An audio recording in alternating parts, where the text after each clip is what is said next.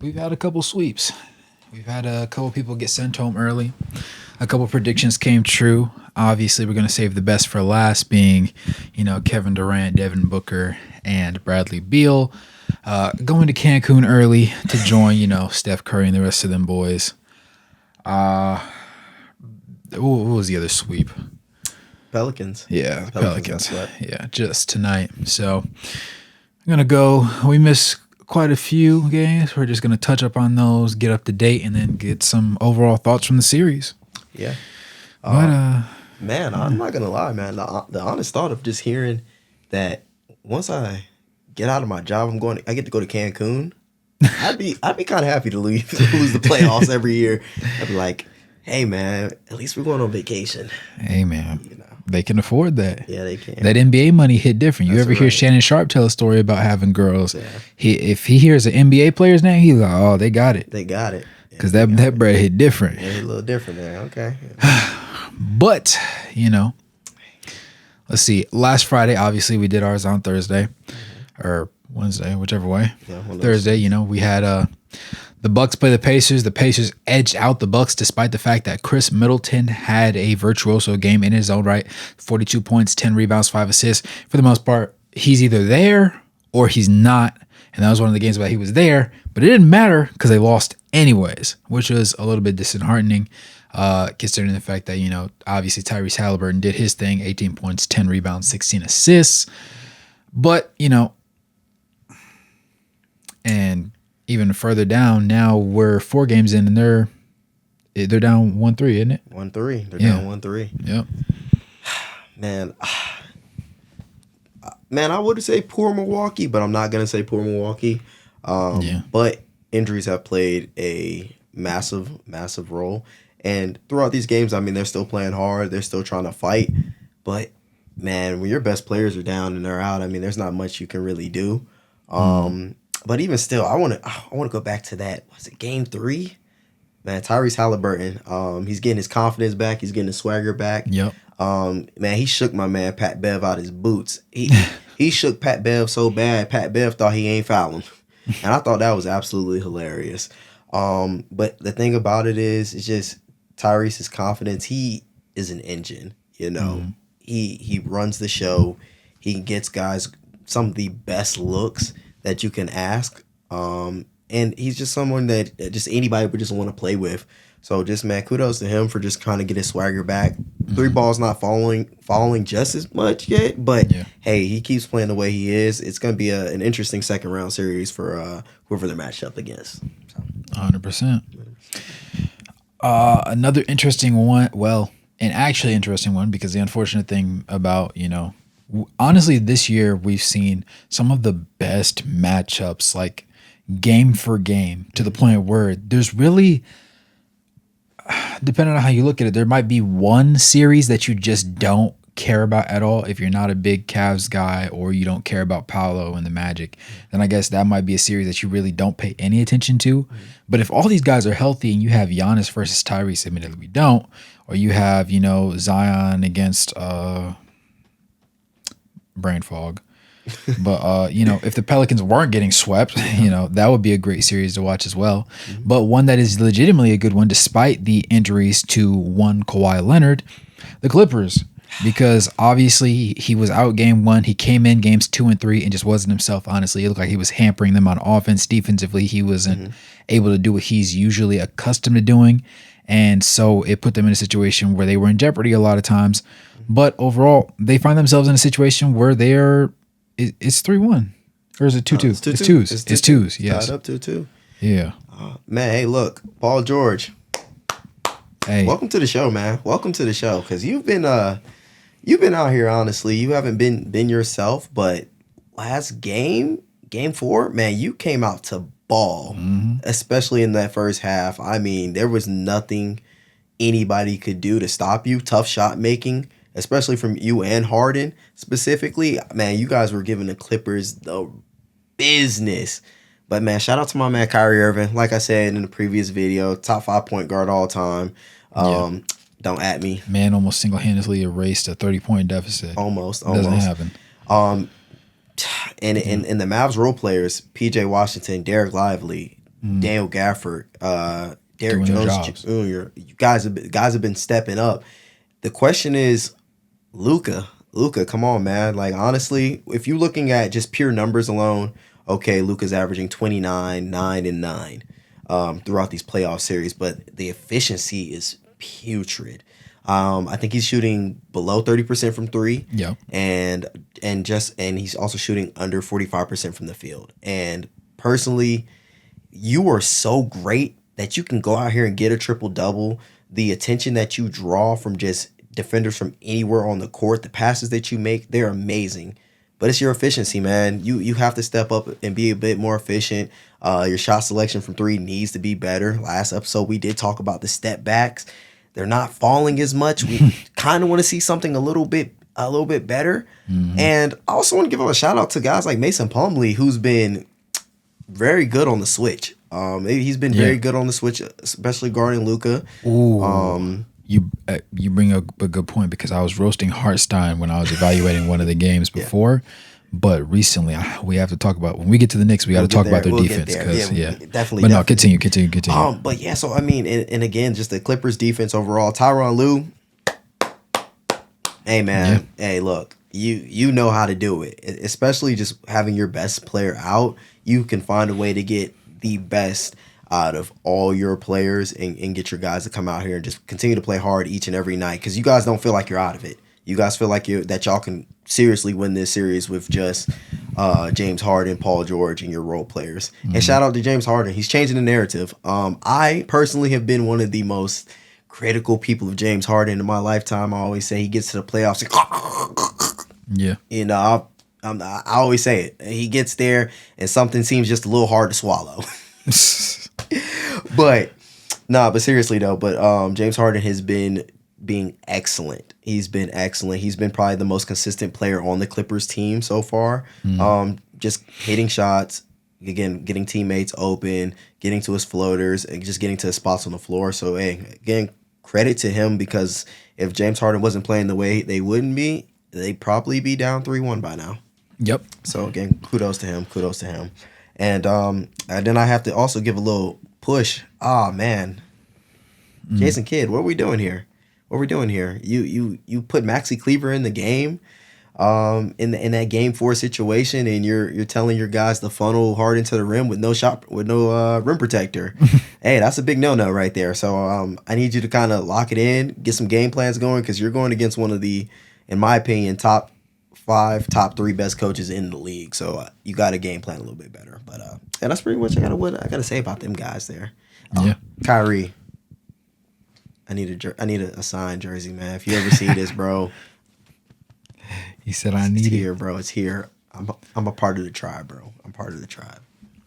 All right, so going into Saturday, right? We had the Magic and the Cavs face off. Obviously, the Magic ended up taking that one to even the series at 2 apiece. They didn't play Sunday night, and today's Monday. Are they playing today? No, they didn't play today. Yeah, okay, so they play Tuesday then. All right, they got game 5 Tuesday. But yeah, they tied it out. Things definitely got a little bit more interesting. Obviously, the Magic coming back to Orlando to have an opportunity to even things up. A lot of people didn't see it happening. I'll be the first person to say that it was possible, but I didn't see them having consistent efforts from Paolo in game 3, and then Franz in game 4. 34 points, 14 rebounds, and 4 assists. Those guys were getting after it themselves, and that was one of those situations where they weren't just relying on their guards to put them into position to get the ball into the basket. No, they were going after it and getting it themselves. And that being said, Franz is known to be a decent enough passing hub. So while he's not like Jokic, he's not Sabonis, he still has a higher than average ability to make the right plays when the ball's in his hands as a distributor. And so they took a little bit more advantage of that in game 4 specifically. Obviously 112-89 is a very drastic swing, all things considered, especially the way we saw the first 2 games go. But they're still having their little troubles here and there when it comes to Jaren Allen and, Evan Mobley just having to deal with that Twin Towers lineup. But they've slowly become a little bit more accustomed to it. They're fighting back a little bit. They still don't have elite shooting, right? That's not going to come out of nowhere. But they're just weathering the storms, and at home, they're getting the job done. So honestly, I could see the series going 6 or 7 games. Obviously, well, it's gonna go 6 regardless, but I could see it going 7. Because the Magic are showing me a consistent side of themselves that I was not expecting to. I was expecting a gentleman's sweep. I thought it was 5 games, maybe 6, but now it's looking like it's gonna be a legitimate 7 because I would not be surprised. I'll say it that way. I would not be surprised by that one. Orlando is so game 3. Game 3 they were hitting shots. I believe Paulo himself hit. Yeah, he was like 3 of 6 or something. Yeah, he was hitting 3. He was getting buckets, and especially the 3-point shooting as a team, they were just completely hitting shots. And man, Jonathan Isaac, I just spray god from the corner. I wish that he just didn't go through so much injuries throughout his career. Yeah. Because man, he's a top 5 defender in this league if healthy, and if he could play 30 minutes a night, it'd be a problem. But again, just shout out to them. My apologies, Magic fans. I thought they were getting the broomstick on them. I didn't think they were winning 2 more games, but I do want to kind of take a little credit because at the same time I did feel like Darius Garland and Evan Mobley, they're just not ready. They're not ready yet. And that's becoming a big issue, especially if you're trying to keep Donovan Mitchell in Cleveland. Honestly, this series should be over. And I think that now that you're forcing this to a game 6, game 7, this is lingering in the back of Donovan Mitchell's mind, who also didn't have I believe he didn't have a great game 3, if I recall. I could be wrong about that. I can't remember exactly a little bit. He hasn't been perfect that series. Hasn't been perfect. Hasn't been the greatest outside of those first 2 games. But he's definitely been doing a lot better than his counterparts on his team. Yeah. So man, they just gotta figure something out, because if you're trying to keep him from being traded this upcoming summer, you guys need to first close this series out, and then you have to go ahead and try to make a better fight in this second round series if you make it there now, because now Magic has all the confidence in the world going back into Cleveland, because now they truly believe they can beat you guys. So hey, again, shout out to Jamal Mosley just for getting that young team to buy in defensively. Franz and Paulo had a really bad game 4, but Franz was just everywhere, especially just getting to the line, getting to his spots, hitting the 3 ball, again, just making the right reads. And Paulo was just there defensively, just being a leader on that end of the floor. Man, shout out to our Dukies, man. Dukies every day, all day, man. I ain't saying F UNC, but F UNC. That's all I'm saying. So don't hate me. Don't hate me too much. But yeah, man, just again, hey, Magic have the confidence. They can, if Cleveland goes home, whew, don't be surprised you see some shakeups this summer. That's all I'm saying. There will be moves made. There will be some moves made. Got to. Yes, sir. Continuing on our list, obviously we have the ever so lovely swept away Pelicans without their Zion Williamson, idol. The Thunder were clearly the better team. The Thunder are clearly one of the best teams and have a genuine contender status label slapped on their backs. Rightfully so. They've been capable. They are capable. They're showing people on a consistent basis. And they're not letting things linger when it comes to the Pelicans. Game 3, obviously winning by 21 points, 106-85. I mean, if you blow somebody out of the water like that, they're demoralized at that point.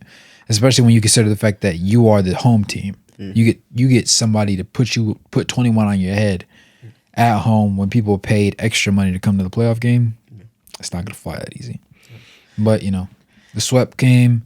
They suffered without having Zion. There was no elite hub outside of himself. He was the genuine engine. Like, there's a lot of times where you'll have a star player where the team can't win without them. You know that. But at the same time, you think they can kind of stay afloat and be a competitive team. This team of Pelicans players just can't do anything without him. Yeah. Like, he's that guy. Yeah. So my thing about the Pelicans is, again, you guys, you fought valiantly, you fought hard, you made it to the play-in, but it's going to be time to make decisions, and those decisions is going to be, who are you keeping? Who are you keeping? Because you have a plethora of good young players that kind of all play the same position, that being Brandon Ingram, that being Trey Murphy, that being Herb Jones, and that being Zion Williamson. And then you also got guys like Jordan Hawkins, who is one of the best shooters coming out of last year's draft as well, who's going to be, needing some more extra playing time, who can honestly flourish in this league. So now your question is, who's gone? Who's gone? Who's staying? What are we doing? Who are we building around? Can Zion be the guy we're going to build around? Is it BI going to be the guy we can build around? Me personally, they both dookie, so I gotta love them both. But me personally, I am gonna be sticking with Zion, and then I gotta let BI go. I'm keeping Herb Jones. I'm keeping Trey Murphy.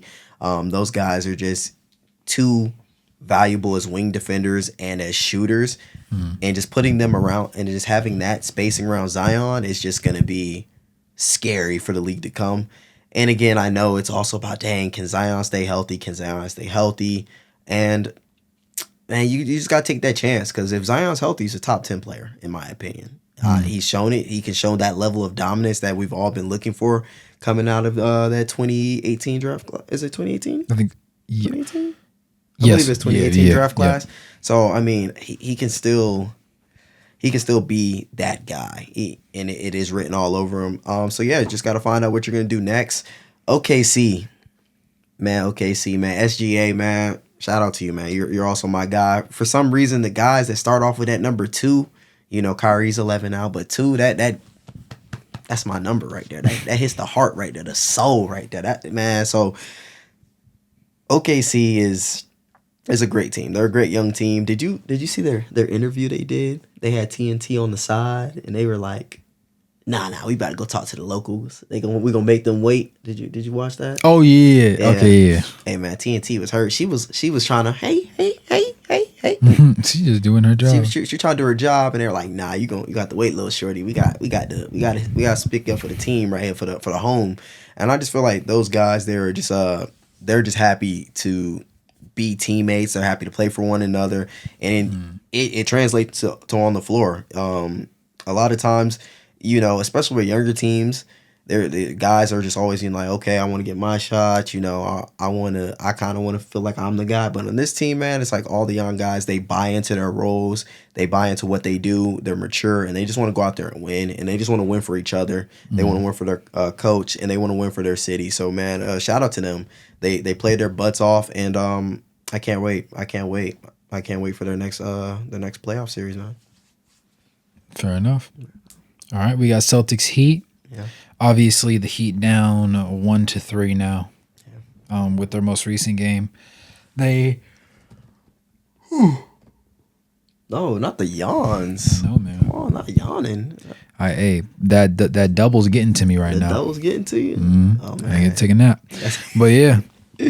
So many interesting storylines going on, and so much hate for the Suns that I'm going to be able to get off my chest this week. I couldn't man.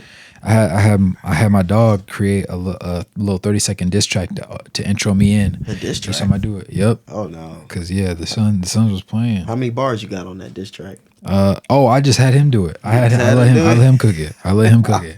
It's awesome. It's calm, a little sprinkle. A little sprinkling on that thing. A calm little 40 seconds. I said, I could definitely. Okay. Every time. I'm not letting it go. Not letting it go. Yeah. Y'all said that this was your king. This was your king. These were your guys that you were gonna ride into the dirt. Yeah.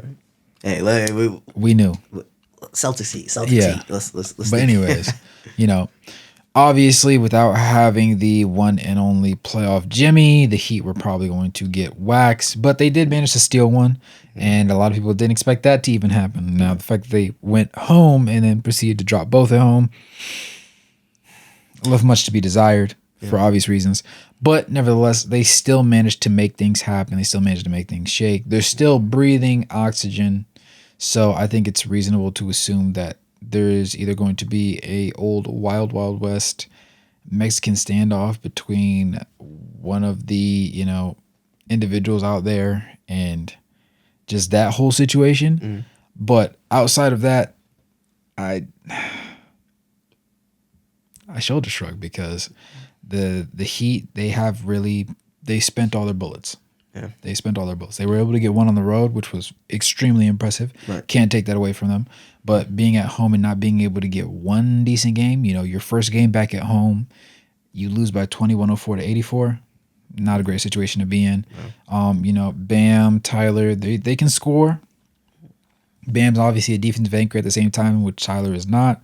But you don't have that consistent threat that pushes the needle for guys. And at this point in the season, that's what they really need, and that's just something they don't have. Yeah.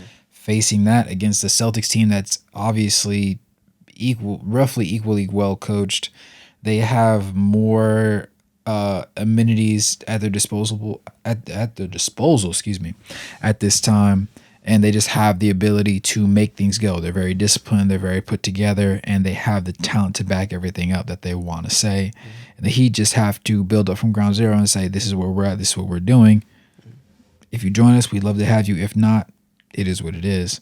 And their fan base rides with them all the way through. But this might be the end. Might be the end. Yeah. Yeah, man. They had a great game too against Boston. I mean, the shooting from the floor was just amazing. And it did get a lot of Heat fans excited.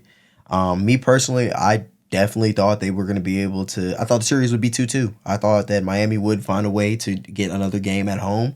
But again, Boston just being the overall just better team. They locked it in, especially on the defensive end of the floor. And they just continue to just do what they've been doing all season. And again, we're not having Jimmy Butler, no Terry Rozier.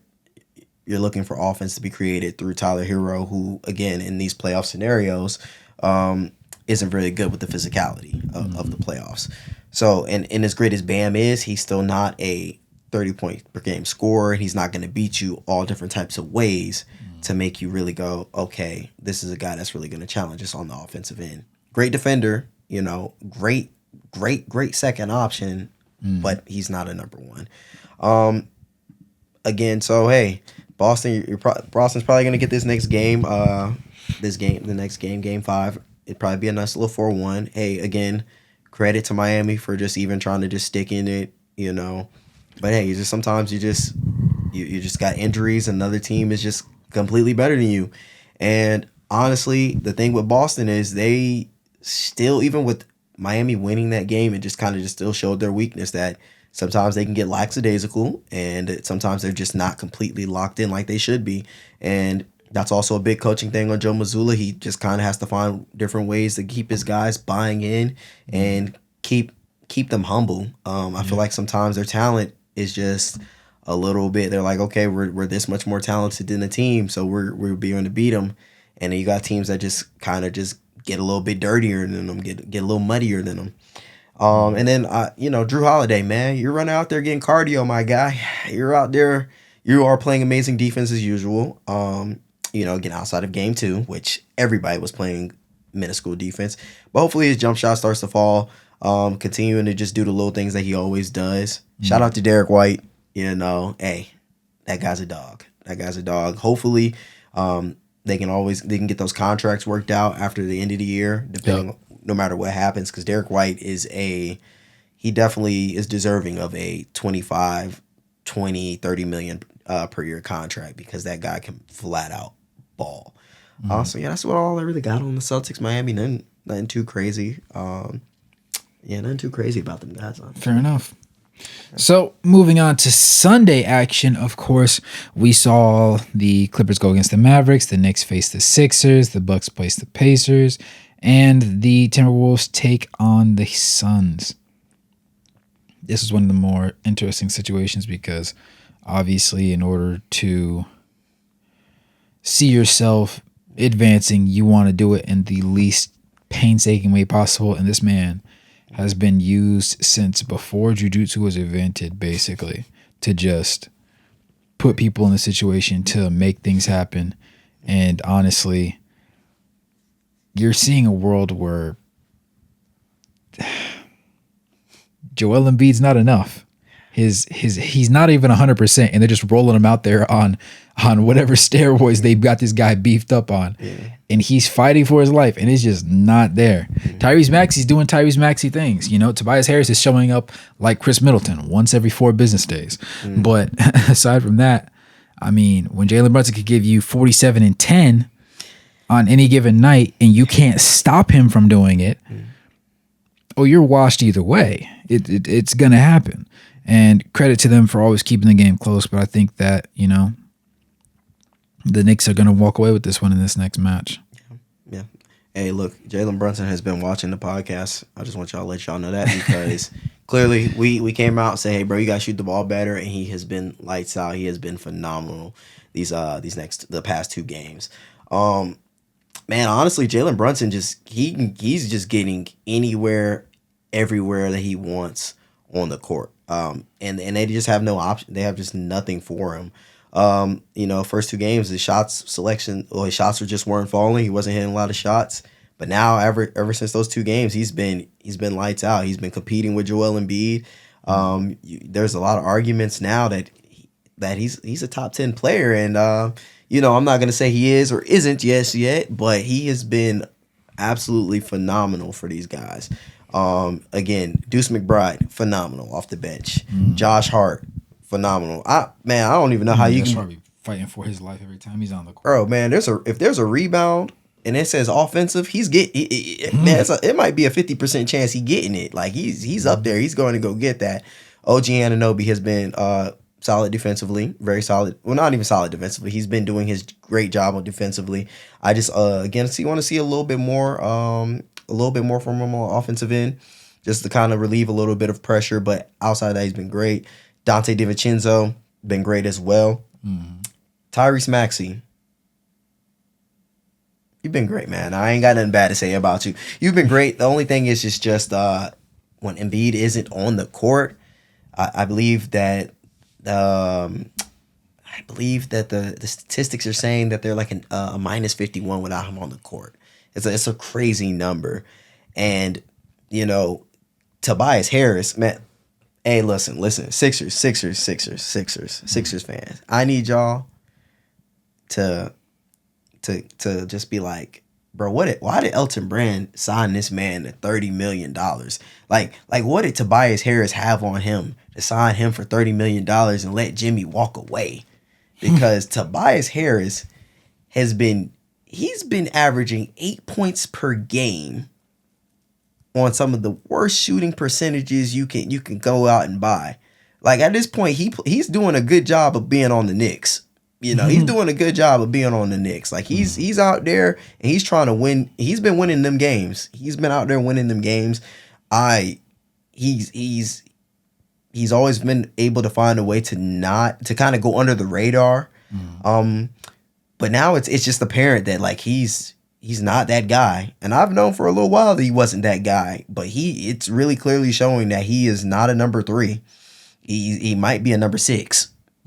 He might be a number 6, and that's crazy because there's only 5 on the court at one time. But yeah, man, he hasn't lived up to it. And this was the series where he could have changed the narrative around himself. Because again, constantly getting bashed. Oh yeah, making $30 million a year. That's always gonna get brought up. Hey, you got picked over Jimmy Butler, and he has lacked to show it in the playoffs as so far. And then Joel Embiid. I'm not clapping because you've been balling. I'm not. Even though you haven't doing your thing a little bit. I'm clapping because yet you haven't figured out how to get a bucket in the fourth quarter. Like, I'm be real. I'm getting more buckets sitting here talking about how you not getting buckets, my guy. Like, you have been struggling just to be efficient in the fourth quarter. And granted, yes, you are hurt. Like, we do understand that. But hey, if you're on the court, no one's gonna make excuses for you. We're just worried about, are you gonna win this games or are you not gonna win games? And clearly, down in the fourth quarter, you shrink. You still shrink. And you still struggle to somehow get the ball. I don't know who gonna take the ball away from you. Who? Because I'm watching the games and I'm wondering who should be shooting the ball more than you. Like who. Like at this point, I want you to just take the ball, dribble up the court, and chuck something up. At this point, but man, come on, like, got to be better in the fourth quarter. Again, I'm a very harsher person on Joel Embiid, and I still it was we should be up. That's what we're saying. And then now you got in press conferences saying, oh, we're just a 7th seed. So which one is it, Embiid? Is it you just a 7th seed, or should you be up? Or is it just a little bit of both? I mean, come on, my guy. I mean, take a little bit of accountability, man. Take some accountability. And just, I understand you want to inspire your teammates, but there's just at times, man, where you dig your own ditch. So, yeah, man, Sixers are probably not winning this next game, but hey, valiant effort from the guys. Guys got to get ready to look for the offseason. Embiid, hopefully get healthy, and hopefully you can bit this narrative around yourself as well, because you're one of those guys that haven't made it out of the second round. You haven't seen a conference finals in your career, and you're an MVP, and that's something that definitely needs to change. And yeah, you got to take accountability and be better. Don't fall asleep on me right now, Cole. I'm not falling asleep. Oh, they weren't? I seen the eyes like... Yeah, no, I'm nodding because I'm trying to think through these numbers right now. It's a little bit overwhelming. I'm trying not to over talk over the games that are currently happening, because I know when I flip this tab, I'm gonna be pissed off when I see the Lakers game score. Go ahead and check. Go ahead and check. Yeah. Let me see. Go to rip the Band-Aid off. Rip the Band-Aid off. Let's rip it off. I'm already knowing it's ugly. It's 89-89 in the fourth. How much time? 6:53. Okay, that's good numbers. Good numbers. All right, that's not ugly. I can't wait to. I do got a couple things about the Lakers too in Denver. Yeah, a couple things I'll say about that. Yeah, we touched about the Pacers doing their thing. We touched about the Mavericks doing their thing. Kyrie's 47-5. Kyrie. Yep, goated. It wasn't enough, but darn it, he made it look pretty. We come down to our final teams being, obviously the ever so lovely Suns. So just going to act like there's no game scheduled today. That's funny. All right. Well, anyways, brother. Oh, I know exactly what happened. All right, cool. All right. So you have, obviously, the Suns and the Timberwolves. Sweep. All right. Then we also have, currently playing out, at least, well, not anymore, currently playing out. The Celtics went up there 3-1. The Thunder swept the Pelicans tonight for us, so tomorrow it would have been yesterday. Derek White was the reason why the Celtics managed to go up 3-1. That 38 points, insane. Very good efficiency too, by the way, if I do add myself. They just have too many pieces. They have too many gelling weapons to make them not a favorite to come out of the East, honestly, especially when you think of a injured Milwaukee Bucks team that's probably not going to make it past past the Pacers, because they don't have their star player in Giannis. Now, obviously, the only two games that we really have to focus and put emphasis on are going to be the Lakers and Nuggets and the Suns and Timberwolves. So whichever two you would prefer to jump on first. As we stand, we're just watching the game score kind of tweak from time to time from the Lakers. But go ahead. Oh, man. So Denver and Lakers. So there has been a thing going around about how the Lakers have actually been winning the games for more time than the Denver Nuggets. But yet again, they're down 3-1.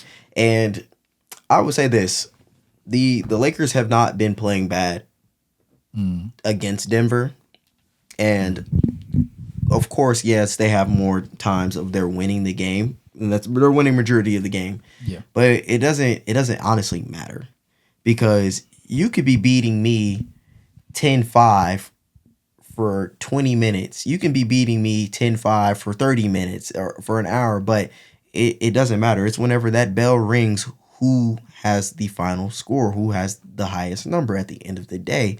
So, yeah, okay, you can beat me for 3 quarters. but the basketball game is played in 4. So if I close you out in 4, it kind of doesn't matter how close the game is.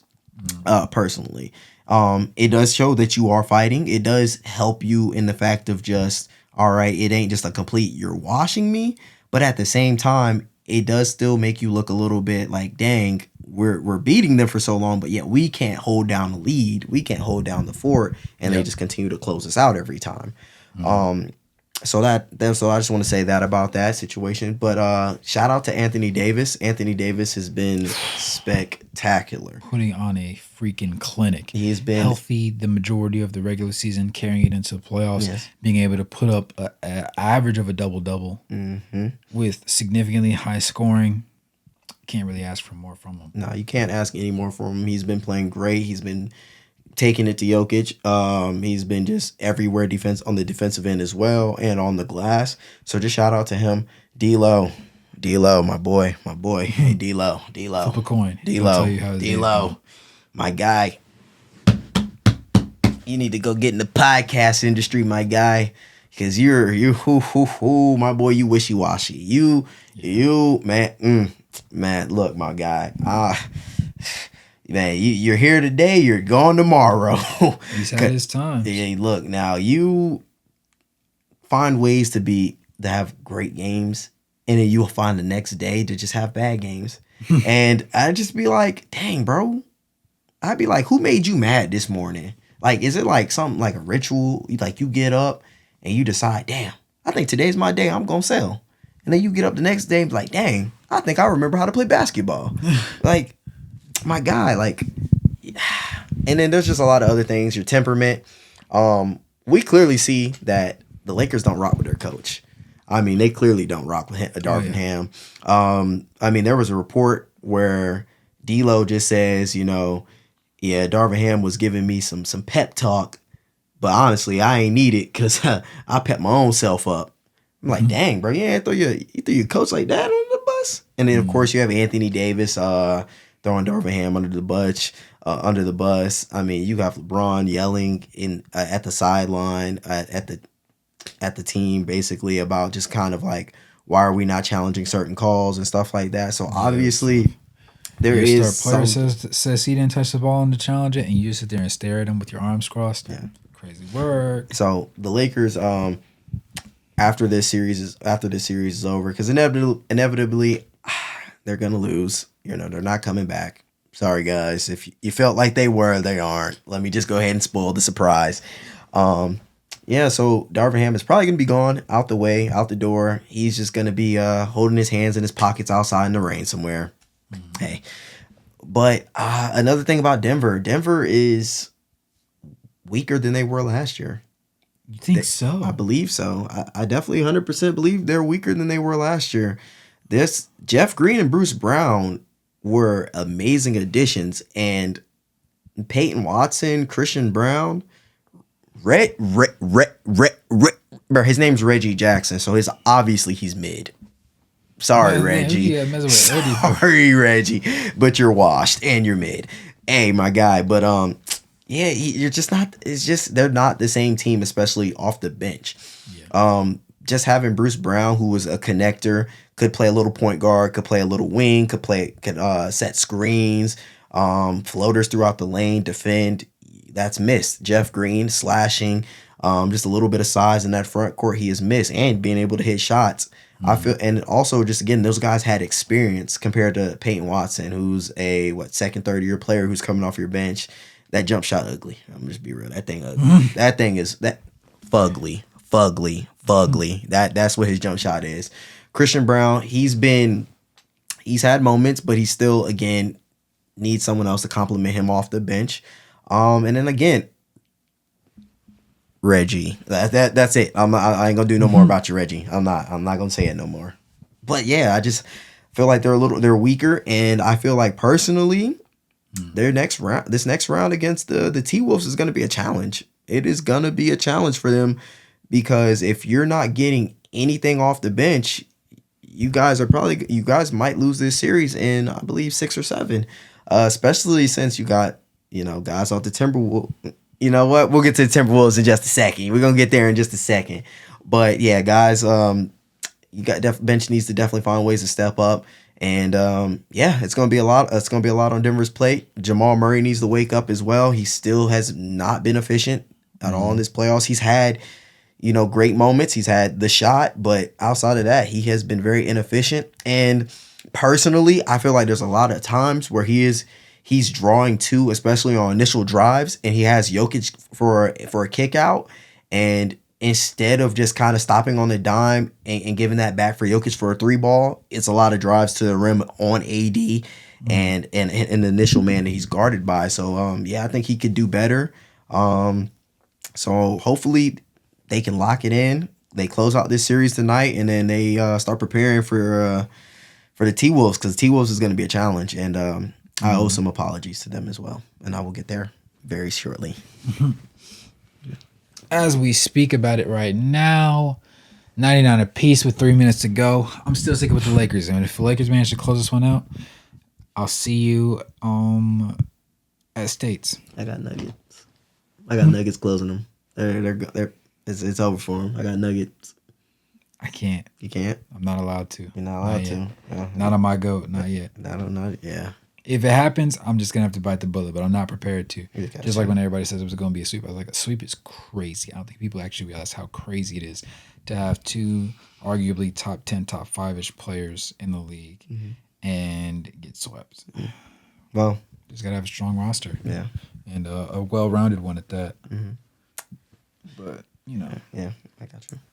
Moving forward though to the aforementioned, Phoenix Suns to close us out for the night before we ourselves try and catch the last couple minutes of this one.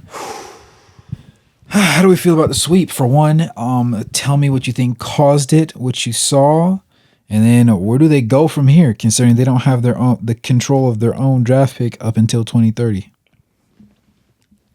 What caused it? I'm gonna go by name.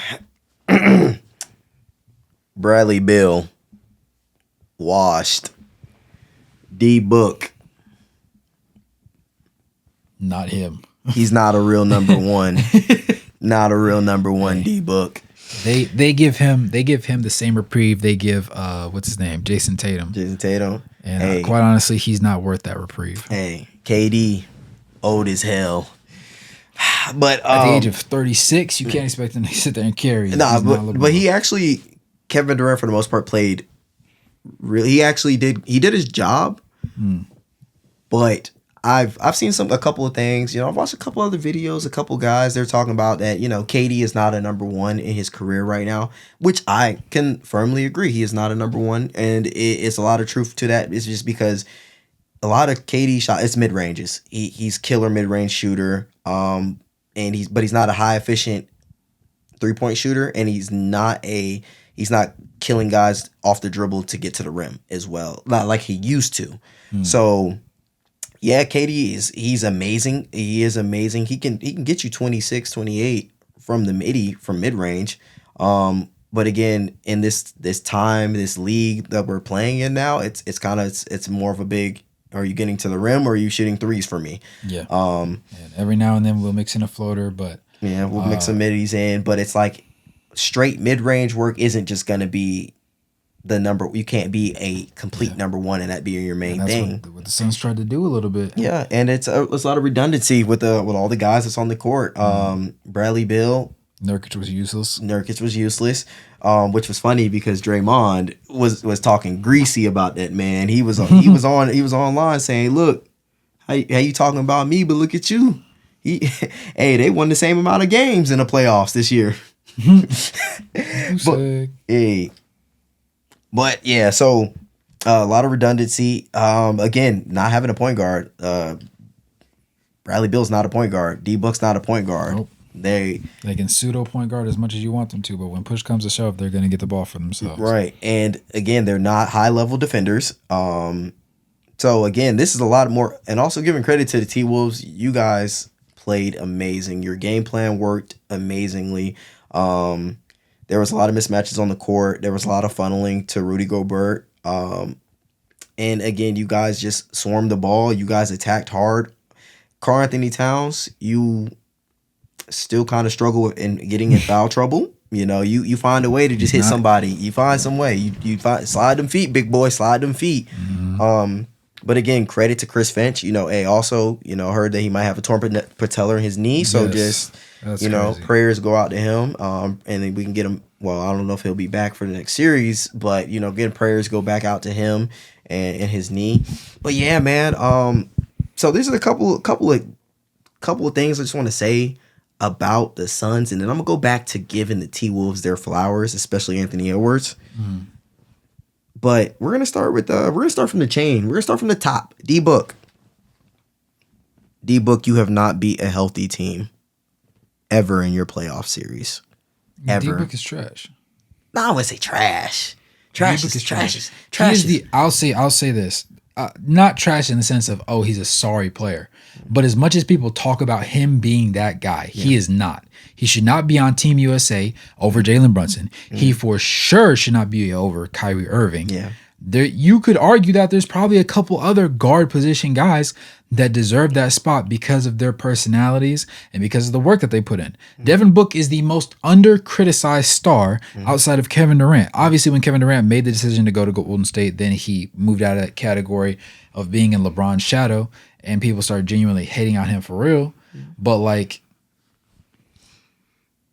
what are we talking about? What are we talking about here? What are we talking about? This guy's not, he's not him. Yeah.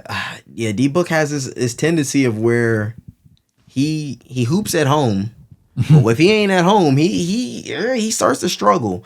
And I do know that, again, in the Milwaukee series back when, he did have he had a pretty good series. But I mean, hey, you guys still ultimately lost, and y'all were the favorites going into that series as well. But again, we're going to just talk about the other recent stuff. Yeah, but you haven't beat anyone healthy. If you look at your last playoff series, there has been no team that has had, like, last year? There was no, you guys beat a Clippers team without Kawhi. And then you lost to Denver in 6, and yeah, you won 2 games you got 2 games at home, but outside of that, you guys got beat 4-2. You did beat the Lakers, but I would believe AD got hurt, LeBron got hurt. So they weren't healthy as well. Again, y'all beat the Clippers again, but that's when Kawhi wasn't there. So there's a lot of wins that he's getting where there's not fully healthy teams, and you guys ran into a fully healthy Timberwolves team, and you got swept. And clearly there is question marks around, are you truly a number one? Are you the true number one that can take everything? Yep. KD. Yo old ass. Yo old, my guy. But hey, KD, you need to go ahead and say, I'm out. Deuces. Bye-bye. Sayonara. You need to go ahead and pack them bags, and you need to go call your daddy Curry and be like, baby, come back. Baby, come back. Oh. You need to go ahead and holler at that man, because yeah, man, KD, this is gonna trail you for the rest of your career because you haven't won a ring without Curry.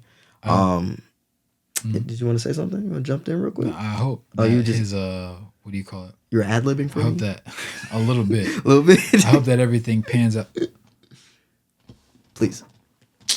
Yeah. Oh wait. Overtime. I think.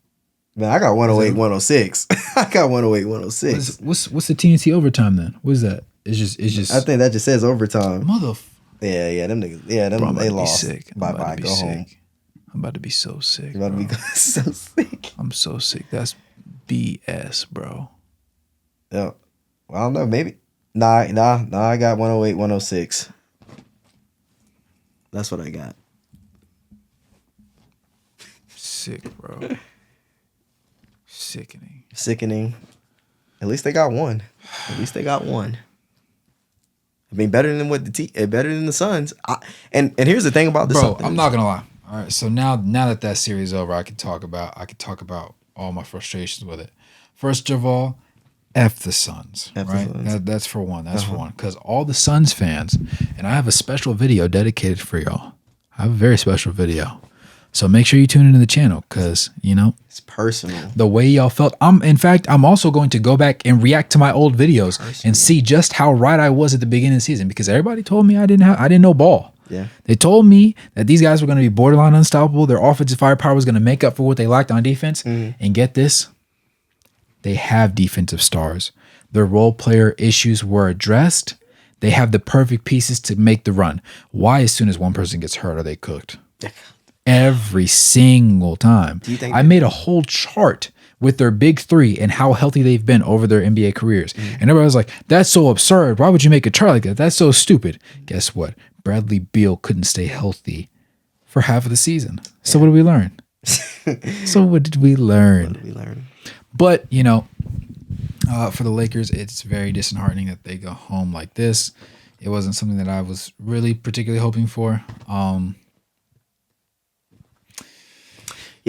Across the board, I will say this. A lot of people are going to sit there and say that, particularly, I think it was it was game 2, the one they lost? I think it was. Or what was the game where they were really ahead and then they got Game behind? 2. That was game 2? It was definitely game 2. Okay, and they lost in the 5th game, so that means game 3. So in game 3, there was a lot of situations where they were putting LeBron into conflict, where they would have Aaron Gordon play the dunker spot, but they would have a high pick and roll between Jokic and Murray, which is the most lethal thing possible to do because Austin Reeves, or oftentimes, a Spencer Dinwiddie or a Gabe Vincent, can't guard Jokic worth a lick, but they also couldn't properly get through a screen. So they would continually get tasked with the roll man situation. And as soon as he gets the ball, he has full use of his arsenal of bag moves. And as soon as LeBron slides over, because LeBron's the only person in the paint on that low block area, he has to rotate over because nobody else can in time. That's a lob every time. And so it looks like LeBron's not paying attention when LeBron is paying attention. But they're anticipating what LeBron has to do because LeBron is a cerebral basketball player. And if you don't do this here, we're gonna get this bucket, and you're gonna watch us do it in front of you. So obviously, each time he commits early on, and a lot of people didn't realize that. They just viewed it as, oh, LeBron's not guarding Aaron Gordon. Aaron Gordon keeps dunking the basketball, which was very ludicrous to me. Yeah, man. Honestly, it's a lot of those things is just kind of rotations, game plan. It's rotations, game planning, and again, it's just to help defense. A lot of that is very true. A lot of it's not always time. It's just about who's getting scored on specifically. But there's also about the places that you're supposed to be as those help side defenders and just the schemes that your coach comes up with. So that's a lot of times that plays a different part in it. A lot of guys just think, oh, you're just getting scored on because you can't guard. Well, sometimes in certain situations, that is what the game plan allows. Like that is what we want. But sometimes you just, hey, you just get outplayed a little bit. It happens. But Sons, I'm not finished yet. I'm not finished, Sons. Bradley Beal. Bradley. He said, what was his exact words? I ain't never been swept before in my career. Brother, you played for the Wizards. Bro. The last time the Wizards were good was when John Wall was with you. You guys traded him away. Y'all been butt ever since. Hey, listen. Stop it. Hey, listen. Bradley, you and Tobias Harris, you might be a little worse because you're getting paid $50 million a year with a no trade clause. So I'm really, really on your head top, my guy, because you got out of a situation in Washington.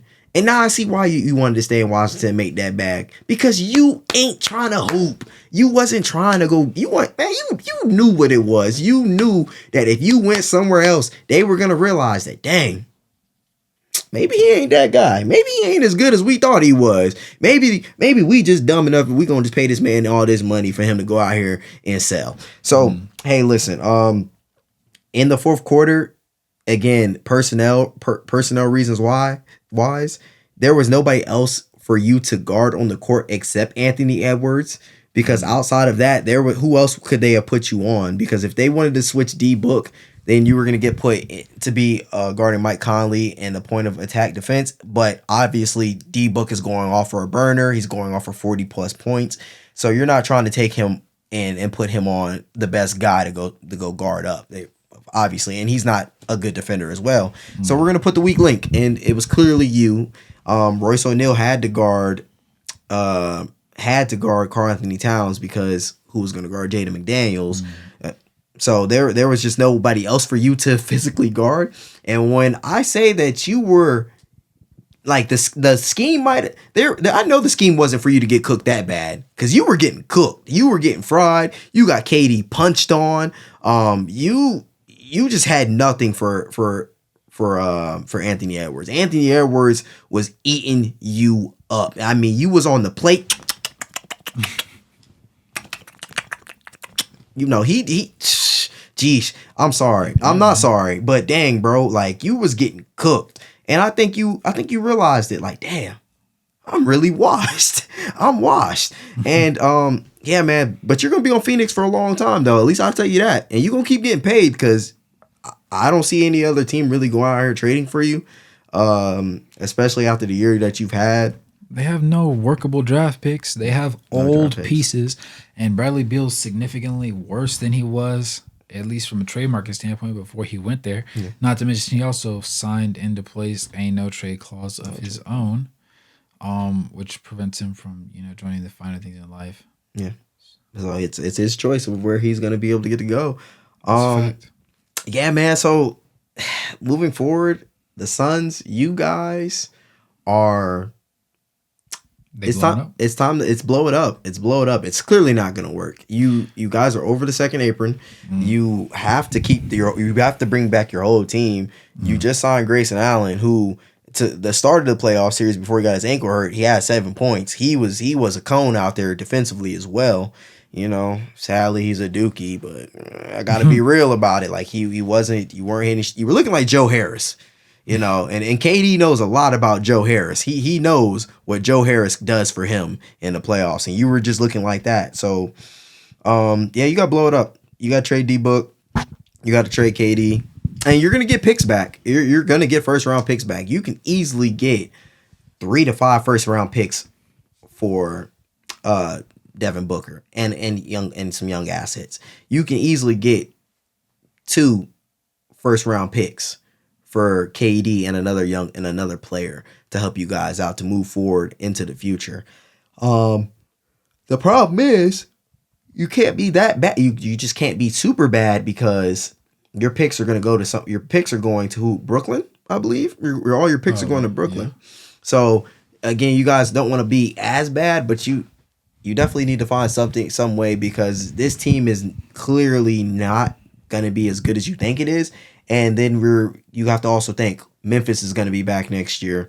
OKC, Houston has gotten a lot better. So you're going to have teams that are climbing the rise. The Spurs, I mean, Victor Wembanyama is him. Like if San Antonio brings another guy in, they can make the play-in next year. Heck, they could be a play-in team. They could be an 8th seed. So yeah, it's time I think it's time to just blow it up. Sell D-Book. Sell KD. Bradley Beal.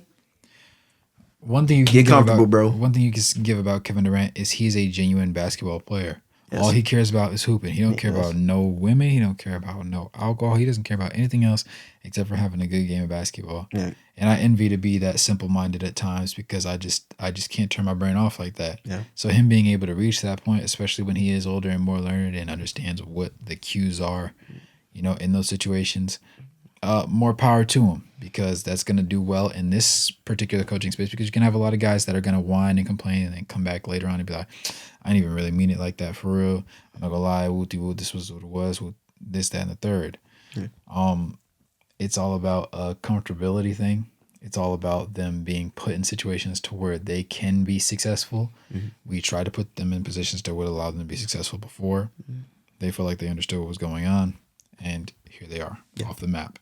And all the fans that, fervently believed that they weren't, for one, going to have a real shot. And for two, things weren't going to end up being the way that a lot of people anticipated for them to be. A lot of people just found themselves shrugging their shoulders. And that's how I felt a little bit after this Lakers outcome because the Lakers were supposed to close this one out. And every single game in this series was close. The only one that the Lakers probably should have lost was game 1. Mm-hmm. That was the should have lost. Y'all earned the right to lose kind of situation. But yeah. Hey, sometimes how the cookie crumbles, man. Yeah, cookie crumbles. Side note, though, LeBron, AD, Austin Reeves, and I guess D'Lo, were cool pieces to have in your rotation. Rui, it was rough. The entire series, Rui it was rough. I'm not going to call him a cone, but he was basically useless because if you're going to go 6 of 15 from the field, right, it's kind of hard to justify playing you. Yeah. Outside of that, though, you saw Gabe Vincent in 8 and 9 minutes, box score plus minus of a -5. Spencer Dinwiddie in 14 minutes, box score plus minus of a -5. And then Hayes at a +6. Hey. So, some people were prepared, some people weren't. Either way, the masks have all been removed. There are no guys to be had, and everybody else is. You see that 2 for 10 from D'Lo? You see that 2 for 10 from 3? Yeah. Hey. Yeah. Wishy-washy. Hey. At least he didn't go 0 for 7, 0 for 8 overall. Nah, but he definitely picked the closeout game to sell that bag though. Oh, 100%. Yes, he picked it. He knows what LeBron shot 11 of 21, 3 of 7 from 3, 5 of 7 from the free throw line. He had 9 rebounds, 11 assists, and 4 steals. No turnovers. LeBron was trying to hoop. Was trying to hoop. He definitely was trying to hoop. Hey. Yeah, he was trying to. Everything else didn't let him. But hey, Timberwolves. So as I said, the Timberwolves are my dark horse. Dark horse. You still sticking with the Mavs? Still sticking with the Mavs, man. Still sticking with the Mavs. But so who do you got? Timberwolves or Nuggets?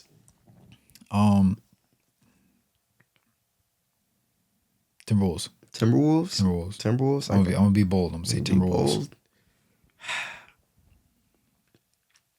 I've been doing a lot of Timberwolves hating, bro. I ain't gonna lie. I've been doing a lot of Timberwolves hating. So again, I gotta just offer my apologies for Timberwolves because I'm not a big Karl-Anthony Towns believer.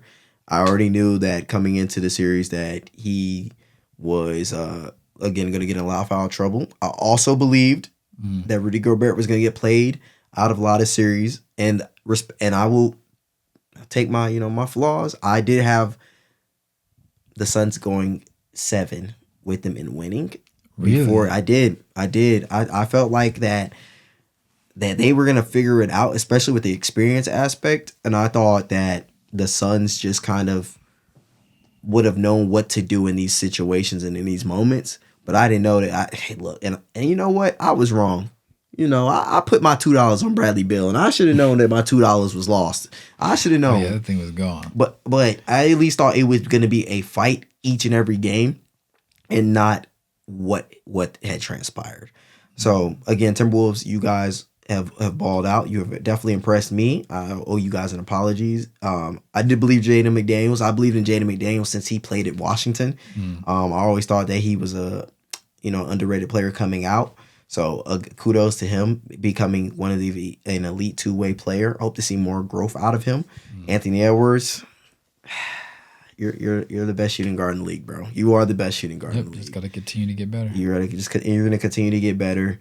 So Mike Conley, awesome point guard. You've always been one of the greatest I don't want to say greatest point guards, but you've also always been a good to great point guard throughout your career and throughout your time. So hey, we got to give you your flowers. And Rudy, you're beating it. You're beating the stipulations. Even Draymond said it. Draymond said you ain't trash no more. He said you be hooping. I mean, granted, I don't know how you really feel about that because he choked you out. But hey, I mean, at least he giving you your props. He said you ain't trash. Something like that. You still gotta have to knuck up with my boy. You and Jordan Poole, y'all need to have a group chat and just be like plotting on Draymond after the game. Be like, yo, bro, like, what's up with it, bro? What's up? Oh, and Nurkic too, cause all 3 of y'all group chat. And when we gonna see homeboy, line him up. So yeah, man. I'm gonna go Nuggets. Still gonna go Nuggets in 6. I feel like the greatness of Jokic is it's gonna be hard to come by. For you or for others? For myself. Okay. I still got the Nuggets. I still got the Nuggets in 6. I respect it. The Nuggets in 6. I'm a lean Timberwolves. I'm buying 85% of the hype behind these lovely gentlemen, but I think that it's safe to say that the past was put in that situation for a reason, right. And the and tomorrow, looking towards tomorrow, will always be brighter regardless of what side you look, because it is tomorrow. It's not here yet, and you don't have to make it a mandatory problem at the moment. The Lakers need to address their depth. For them specifically, the Suns need to address their depth. They need to understand their defense. I don't understand why they hired Frank Vogel, understanding he's a defensive-minded coach when they had a bunch of offensively-minded players. Just a whole lot of things went wrong for that roster in particular. For the Lakers, they just didn't have enough of the things going on. So it just wasn't ideal. It wasn't ideal. I also, again, with Frank Vogel, I think he's a good coach. I think his personnel wasn't good. And I think a lot of that, I wouldn't blame it on him. I think I would blame it more so on ownership. Yeah, the front office definitely fried themselves. And they threw away their future. They did. Until 2030. And like I said, I think that's more ownership than anything, because they had the opportunity to make that trade for KD previously, and they didn't want to do it. But then when Matt Ishbia got into office, he kind of pushed it a little bit more, and obviously that they made the trade. And I don't really want to. I really am not gonna blame Frank Vogel for the position he was put in. I know there's been reports that have came out saying how he was been yelling at players, guys are rolling their eyes and stuff. But he's been a good coach. I think he's a good coach. It just didn't have the personnel. Yeah. And the roster just you can't. I mean, like, you're paying 3 guys $50 million. I mean, how are you gonna put around the right pieces around them? So, yeah, man. So poor Suns. Yeah. They got what they deserve. Yeah. Cool. So when do we get to hear the diss track? It will be dropping tomorrow evening. Tomorrow evening. Hey, man. The diss track. It got a name? Should have dropped 50. Should have dropped 50. Should have dropped 50. Yep. Why everything gotta be 50? Because D-Book had 49. You know what it wasn't? 50. Exactly. But Kendrick had to do 50. Hey. It wasn't enough. It wasn't enough. It wasn't enough. All right, man. Okay, should have dropped. Hey, should have dropped 50, man. You know, he should have stood on business. Should have found a way to get the job done. He couldn't do it, and guess what? Cooked. Okay. Him and the rest. Now there was some bright things. I got to find a way to get because I don't have a pattern, a stylus to do like most analysts do. I want to try and do a couple play breakdowns, so I have to figure out how I'm gonna do that. Yeah. Even if it does end up just being me pausing the play and letting it run after I explain everything, I might have to do that. But I'm end up sorting out how to get that one done. But was there anything else that you wanted to touch on before we go ahead and seek to close this one down for the day? At the very least until what? Today's Monday. Well, going into Tuesday, so probably until Thursday. Thursday. Man, I just want to just say, just give a shout out to, like I said, Kyrie, bro. You're the GOAT, man. You're my GOAT. SGA, you are my favorite player currently right now. Even though Kyrie's my GOAT, you are currently my favorite best player. Yeah, man. Again, my apologies to the Timberwolves. I'm not copping out. Like, I still don't think I don't have y'all going to the finals and winning it all, but I will put some respect on y'all name. So apologies to you guys, any of you, Timberwolves fans out there that's watching this video. Certified hater here can admit to being wrong. I'm okay with that.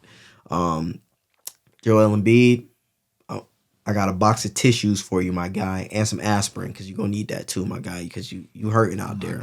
I need to know what he's pumped up with. Man, he got that oxy, that morphine. He got different medications. He got that Call of Duty stem shots. he juiced right now. He juiced. Have you ever seen a game called Blitz the League? No, man, it's like this football game where basically, like, you could do like crazy tackles. Guys would get like broken necks and broken knees. I think I know exactly. And they get shot up with that cortisone. It'd be like you'd be out for 10 weeks. You're back in for the rest of the game. Yeah, that's what he needs right now. He got some of that going on right now. But again, prayers for his health and stuff like that. All jokes aside, even though we hate on him, we don't hate for him. If you get what I'm saying. So, but that's all I really got for us today, man. It's been a great opportunity to just always be on the podcast, my brother. Yes, sir. Of course, sir, man. The playoff picture, man. Yes, sir. Yep. It has been episode 2 of the playoff picture. Obviously, the playoffs are starting to slim down a little bit. We wiped two teams from the playing field, obviously being the Pelicans and then the Suns. There are a couple more teams that are on the chopping block. Unfortunately, the Lakers, at the end of our episode, had finished themselves off. So I have to hear that tomorrow, which will be less than desirable. But, can't be helped. With that being said, though, go ahead and smash that like button, subscribe, and turn on post notifications to help support the content. Become a member. Let us know your thoughts in the comments below. Let me know who you think should be going further. Let me know who your dark horse is.